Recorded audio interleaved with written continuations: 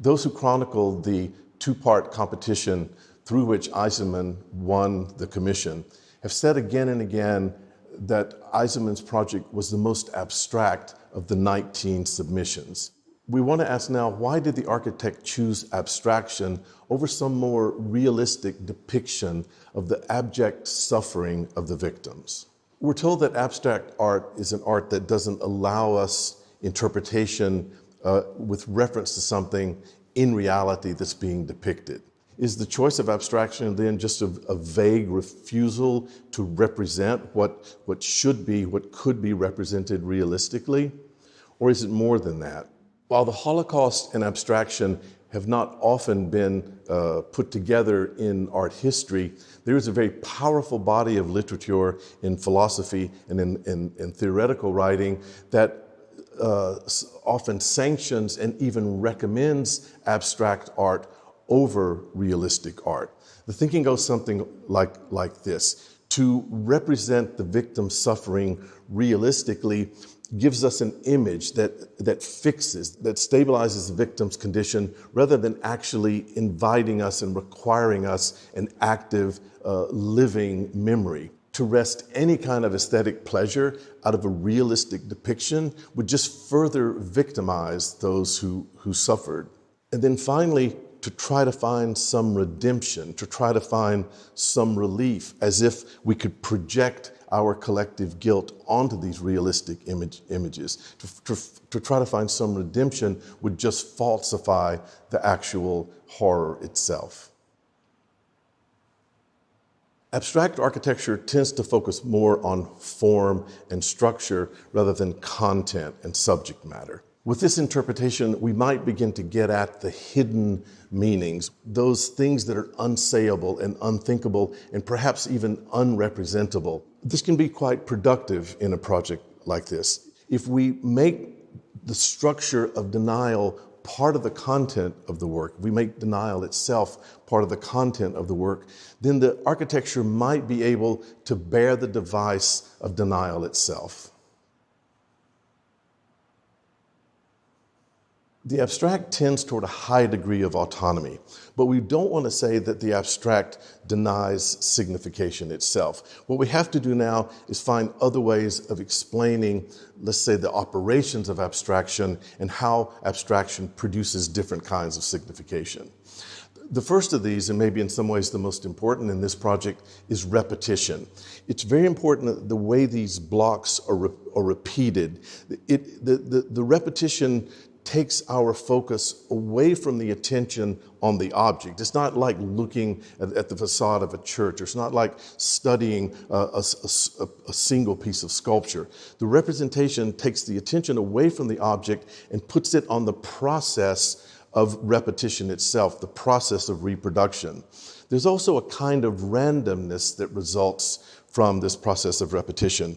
The way the blocks seem to come up out of the earth, even though there is a limit to the site, it's almost implied that the blocks continue under the earth almost to infinity, as if just this particular site has revealed the blocks that otherwise might be spread to infinity. So repetition also gives a kind of randomness and an limitlessness to the project. Repetition takes away any center or any central moment of focus. It distributes space sort of evenly and horizontally. There's no clear route. There's no directed place to go. And yet the field of blocks doesn't seem homogeneous. It rather, because of the randomness, because of the tilts, because of the difference in heights, you actually feel like what's been created is a field of difference, a field that's charged with difference. Even though this project is a memorial, it's not monumental. Indeed, it's this kind of undoing of monumentality. For a monument, we expect it to be stable. We expect it to be intense. We expect it to have a center and a focus. But in this project, there is no center. There's no clear direction. There's no spot. There's no marked site. In comparison, think of a monument like the Washington Monument, which marks a definite spot, which gives a kind of specificity of place, which gives a fixity to the experience. The memorial to the murdered Jews gives you no direction. It gives you no center. It gives you no focus. It doesn't tell you where to go. It doesn't tell you how to stabilize or fix the image.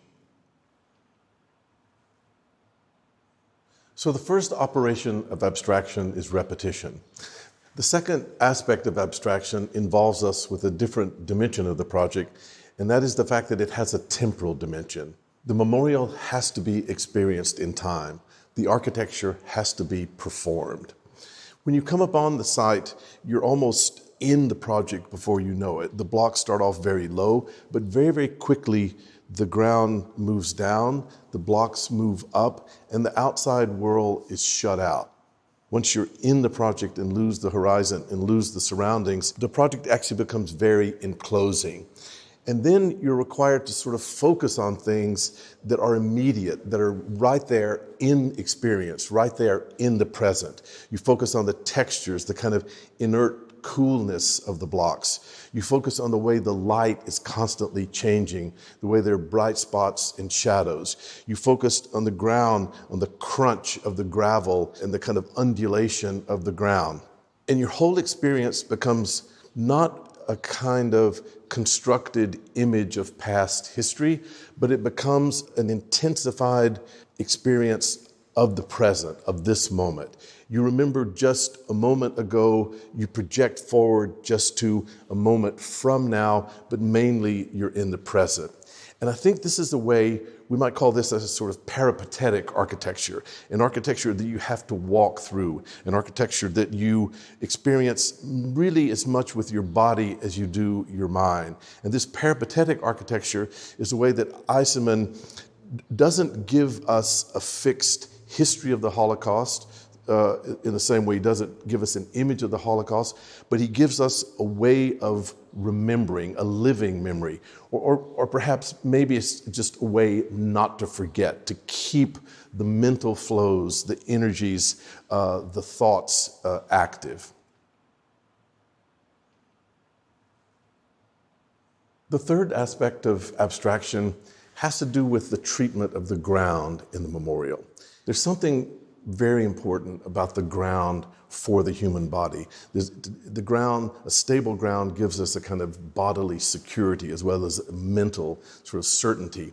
When the ground is disturbed, that certainty is taken away. Think about the experience of an earthquake. There's nothing more disturbing, more horrifying than the sense that the very ground underneath you has become arbitrary, has become uncertain. There's a particular characteristic in Germany of the ground that has to do with the Nazis' tendency to make a fetish out of the earth itself, out of the German soil. And these two things together are important because the operation that the memorial performs on the ground is a disturbance. And the fact that this German soil in the center of Berlin has been disturbed, has been made arbitrary.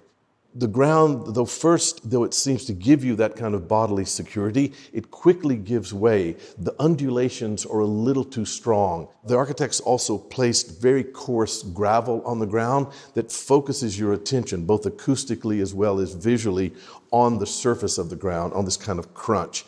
And it's the crunch, the sliding, the undulations that disturbs the sense of ground, that disturbs the sense of security. And that's a very important part of the way the abstraction, again, works in a bodily way as well as a conceptual way. It is something that's, even though the experience is an individual bodily experience, there's a kind of collectivity, there's a kind of ideological collective that is also being disturbed and manipulated in that operation on the ground.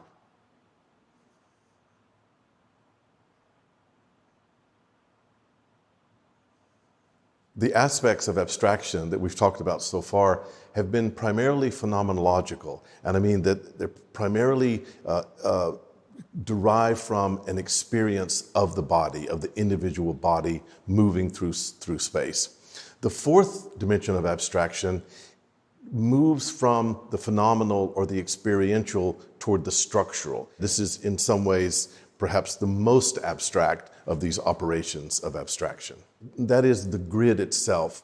It's very important that this project is fundamentally simply the superimposition of an abstract grid on the specific concrete site in Berlin. It is this superimposition that marks the site as a site. Let's think about the grid. The grid is anti-natural, it's systematic, it is highly constructed, it's highly artificial, it's calibrated.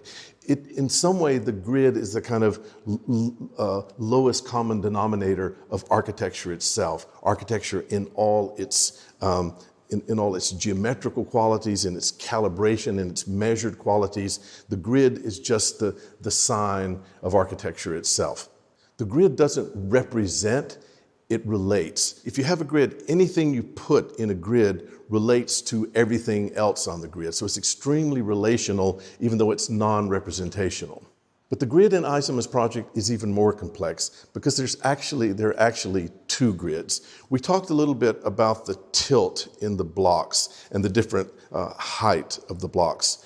The project was conceptualized as, in Eisenman's words, as the product of two topographies. There's one topography, which is the ground itself, the undulating ground itself. But there's another topography, which you can kind of see from the aerial photographs of the project, that is a topography that seems to be laid over the top of the project. And the way the project was conceptualized was that there were these two grids, equal but shifted relative to one another. And then the grids were kind of thrown into a kind of topographical undulation. And each grid, the grid on the ground and the grid above, each is undulating at different rates. And they're also not lining up. They're slightly misaligned. And then the blocks are nothing other than the connection of the points of those two grids. So that's what gives the blocks its tilt, and that's what gives the blocks this random height. This is really interesting, the effect of that. It's an absolutely systematic procedure. It's not subjective. It's not authored. It's not like the creation of some. You don't sense that someone has created this grid. It seems to be totally constructed, artificial and systematic, and yet it produces the effect of randomness. And I think it's this interaction of systematicity and randomness that really focuses the abstraction of this project. Now, notice that you can't actually perceive these two grids. You can't actually see the two grids at the same time. You can't photograph the two grids together. The understanding of the operations of the grids, and this operation of abstraction, must take place in the architectural imagination. As we walk through it, we start to construct in our minds the interaction of these two grids.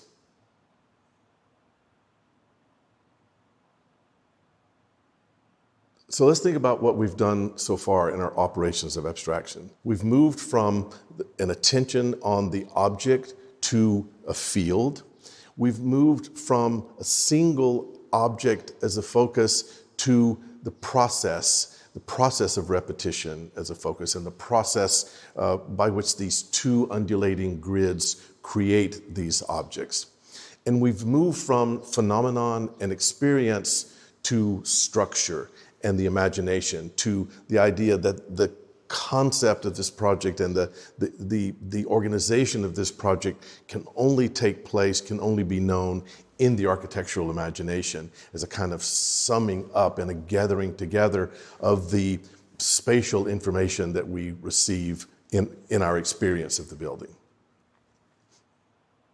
Now we'll look at the fifth and final dimension of abstraction. But first, let's start in a slightly different way and start with some associations. I want to think about two sites that perhaps Eisenman is attempting to evoke or refer to in his project. Think about the old Jewish cemetery in Prague. This is a very old cemetery on a relatively small site, and it's existed for centuries. According to Jewish law, you cannot disinter a body. So when the Prague cemetery was filled, and when there was no more room, rather than disinter the bodies, they simply piled more earth on top of the bodies so they could bury more. And this was done like 7 or 8 times until this large mound formed. Now, also according to Jewish law, there cannot be a grave without a headstone. So the old headstones of the first few layers, when the additional layers of earth were piled on top, the old headstones had to be brought up. And the effect of this is is 2 things. One, the headstones are showing wear. They're also tilting because of age. They're tilting because they've been moved. And I think there's some association with these headstones and their tilt and their crowdedness and their kind of randomness that we have an association perhaps with the memorial in Berlin. But there's a very, very important difference. Again, according to Jewish law, the headstones have to have a name. The person buried there has to be named. One of the most striking things about the memorial in Berlin is that there are no names. In Prague, because of the age of the headstones, because of the movement and replacement of the headstones, slowly over time, the names have been erased. The inscriptions have been muted. By contrast, in Berlin, the names have been refused. Look at a second cemetery. This is the Mount of Olives in Jerusalem, and this is the site of the second coming of the Messiah. And again, because the crypts are above ground, because of the way they're organized in the grid, again, I think there's some association, some possible association to the memorial in Berlin. But it's important that in the memorial in Berlin, there are no bodies. The Mount of Olives, the actual bodies are there. And again, the bodies are named. One of the most striking things about Berlin is the refusal of names. It's almost like because of these other precedents, because of these other associations, we expect to find names. And the fact that the names have been refused, it's almost like the names have been erased. It's that negation of the names which comes as a kind of shock, as a kind of negative force. Now, there are reasons for this refusal to name. First of all, in the case of the Holocaust, we don't know all the victims. We couldn't, even if Eisenman had wanted to, we couldn't name all the victims. The records aren't complete. Many of the victims were unknown. But more important, the absence of inscription signifies a requirement for critical memory. Think of it this way. If we had an archive, if we had all the names and we represented the Holocaust through this archive, that would fix the history of the Holocaust. It would make it certain, it would make it in some way over and done with, and in that way forgettable. But the Holocaust exceeds its archive. The Holocaust and the living memory of the Holocaust must exceed the archive. So in refusing inscription, in refusing to try to represent the archive, Eisenman has forced us to continue to remember, to refuse to forget.